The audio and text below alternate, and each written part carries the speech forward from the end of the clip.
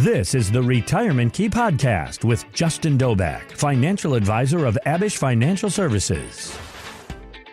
So there's a pattern that shows up in retirement and it catches even the smartest people off guard. It's that feeling when something changes in the market or in your life and you feel like you need to act, you need to do something. And while that instinct can feel responsible in the moment, it's often what leads to some of the costliest mistakes in retirement. So today, we're talking about what's known as the do something reflex, why it shows up, why it's so hard to ignore, and how it can quietly derail even a well-built plan if you're not careful. And to help us break that down in a simple, real-world way, I am joined by Justin Dobak, financial advisor with Abich Financial Services. And Justin, let's start broad. Talk to us about what the do something reflex is and why does it show up so often in retirement?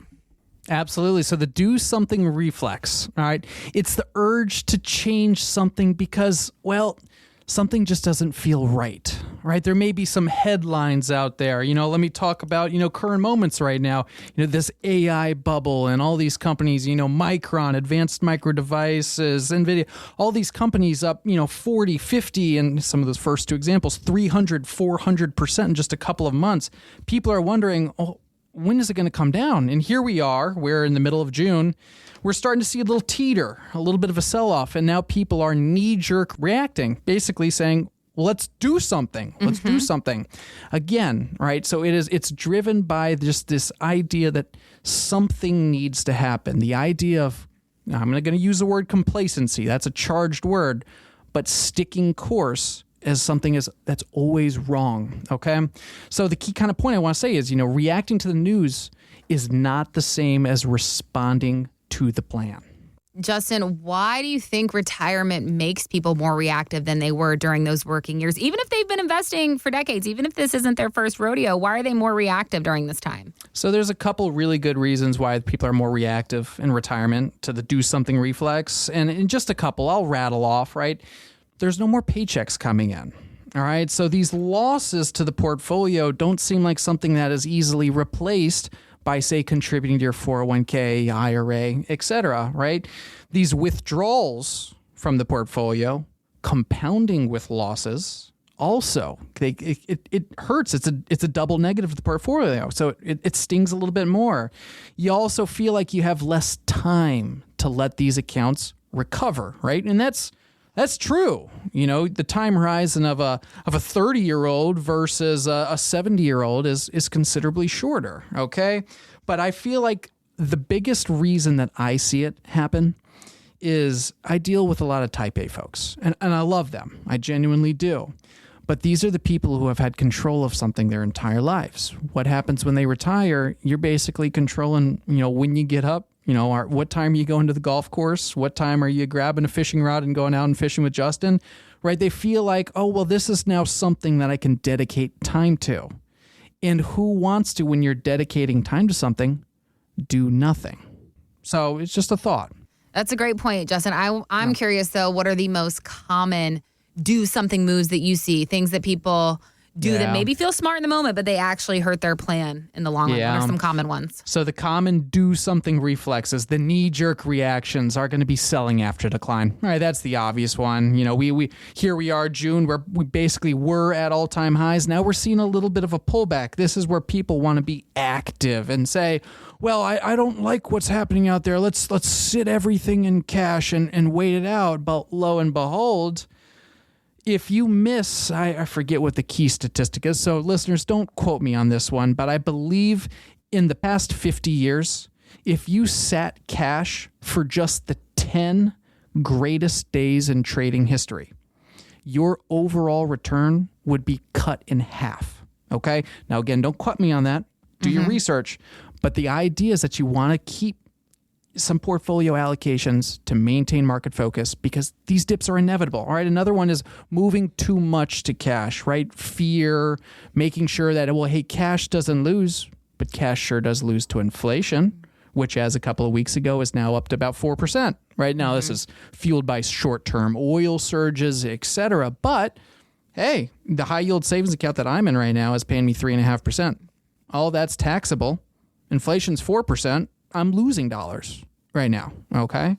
Some other reasons is waiting for the market to feel safe before investing your dollars, right? That goes back to that first point, which if you're sitting on the sideline for those downturns, while you may be winning, those big days usually happen on the bottoms. Okay.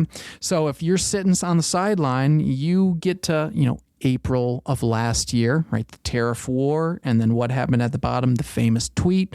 If I were buying stocks right now, I would be. Market roared by 9.68% in one single day. You were sitting cash. You missed it. Tough luck. Okay. Some of the other ones are, replacing the overall strategy for a short-term approach because of what's going on out there in the world. There are so many different ways where the basic summary is you're deviating away from your long-term strategy, right? Long-term strategies, and this is going to bleed into one of the next questions, is built for volatility. Simple as that. So on the inverse of this do something reflex, Justin, why is doing nothing sometimes the better move? Even though it feels completely wrong emotionally, why is that maybe sometimes the better route for people to take? Yep. So sometimes doing nothing is better simply because of that last point I just said. Doing nothing is basically following your long-term plan, which is planning for inevitable downturns and volatility in the market, right? You've put a plan in place years and years and years ago, knowing that the market was going to take 3 steps forward and 1 step back. And you said, hey, this is a pretty good plan. I've got some market allocations to absorb those good 3 steps forward that the market does.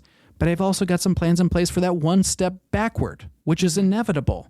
But when you get to that 1 step back, right, the inevitable, that's where you got to really, really steer yourself away from being, reactive instead of sticking to a diligent and well thought out constructed plan.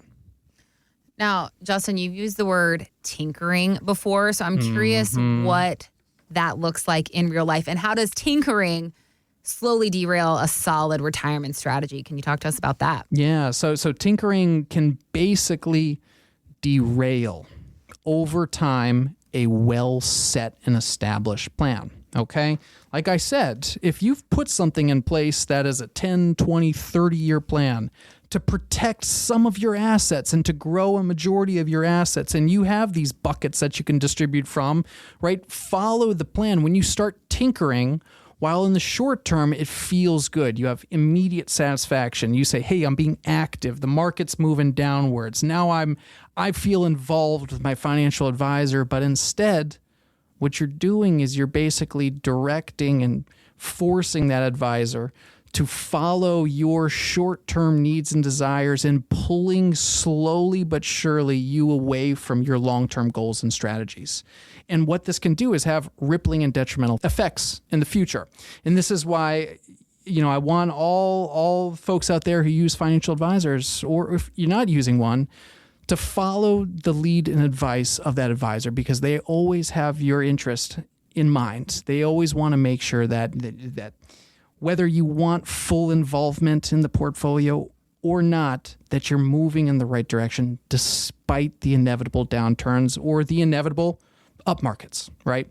These plans are meant to avoid that tinkering to make sure that you guys are always pushing the needle forward. Got it. Well, so as we wrap this up, how does this conversation, Justin, connect to the bigger idea that retirement is not just about returns, it's about having a plan that you actually stick to? Yep. So the best plan is not necessarily one with the highest projected returns. It's the one that offers the stability to make sure that your lifestyle is always being met. All right. That's the key focus that I want everyone entering or in and trying to get through retirement to understand, is that these long-term plans that your financial advisor, whether that be us or someone else, puts in place for you, is meant to carry you to the end of life with no stress or financial burden or anything like that. Okay. So the last thing I want to steer everyone towards, all right, is the purpose of a retirement plan is not to predict every market move. It's to keep you from needing to. Okay. All right. Well, on that note, it really comes down to having a plan that you trust, because without that, it's very easy to fall into that do something trap that we're talking about at exactly the wrong time. So if you're listening to our podcast or you're watching us on YouTube, that's a great sign that you're already taking that first step. You are seeking out information, you're looking for clarity, and you're making sure that you're not navigating these decisions alone. And that's huge. But when you're ready to take it a step further, when you want to see just how your plan is actually designed to respond in those stressful moments, Justin and the entire team at Abich Financial Services are here to help you. TheRetirementKey.com should be your next stop. It's super simple. It's easy to remember, and it's where you can get connected, ask your questions, and start putting a plan in place that you can actually stick with. We're ready. We're waiting for you right now over at TheRetirementKey.com. Thanks, Justin. Thanks for listening to the Retirement Key Podcast. To learn more about Abich Financial Services, visit TheRetirementKey.com. Abich Financial Wealth Management is an SEC registered investment advisor. Registration does not imply a certain level of skill or training, and the SEC has not approved or verified this communication. Abich only transacts business in states where it is properly registered or is excluded or exempted from registration requirements. This material is for general informational and educational purposes only and is not individualized investment, legal, or tax advice. Investment advice is provided only after engagement under an appropriate advisory agreement. Structured notes, annuities, Roth conversions, and related strategies involve risks and may not be suitable for all investors. Structured notes may involve issuer credit risk, limited liquidity, capped or conditional returns, loss of principal, and protection features that may not apply in all market conditions. Annuity guarantees depend on the financial strength and claims-paying ability of the issuing insurer and may be subject to caps, restrictions, fees, and surrender charges. Roth conversions are taxable events, and outcomes depend on individual circumstances, future tax rates, and investment performance. Third-party rankings or recognition are not guarantees of future results. Endorsements are representative of any client's experience. Criteria and fee information are available upon request. Any hypothetical or illustrative scenarios referenced in marketing materials are for demonstration purposes only, do not represent actual client experiences or guaranteed outcomes, and should not be relied upon as predictions of future performance. Investors should review all offering documents, understand applicable risks, and consult qualified financial, tax, and legal professionals before acting. Past performance does not guarantee future results. Endorser is not a client, and this testimonial has been compensated. Opinions are their own. Compensation may create a conflict of interest. Testimonials may not be representative and are not a guarantee of future results. Any forward-looking statements or hypothetical scenarios